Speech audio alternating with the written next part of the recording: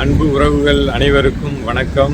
நாம் சில நாட்களாக புதுவையிலும் பிரான்சிலும் இந்த மும்மொழி கொள்கையை எதிர்த்து போராடினோம். அதில் இன்று நாம் வெற்றி கண்டுள்ளோம். மிக்க மகிழ்ச்சி.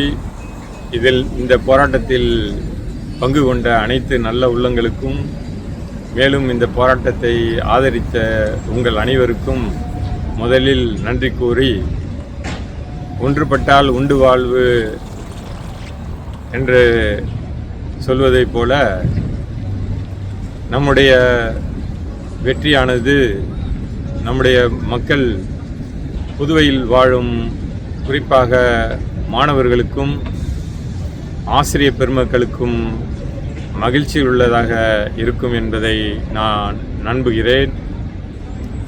மேலும் மக்களுக்காக தான் அரசியல் என்பதை புரிந்து கொண்ட நம்முடைய பாரத பிரதமர் நரேந்திர மோடி ஐயா அவர்களுக்கும், இந்த நாட்டு பிரதமர் எமானுவேல் மக்ரோன் அவர்களுக்கும்,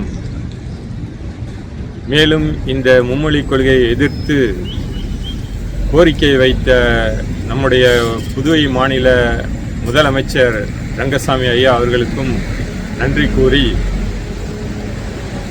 கல்வி என்பது இரண்டு கண்களை போல, இதை நாம் பாதுகாக்க வேண்டும் என்பது நம்மளுடைய அனைவருடைய கடமை என்பதை உணர்ந்து, இந்த புதிய அரசு ஆணையை மகிழ்ச்சியுடன் ஏற்று நம்முடைய புதுவையில் மீண்டும் இந்த பிரெஞ்சு மொழி மலர்வதை நான் மிக்க மகிழ்ச்சியுடன் வரவேற்கிறேன்.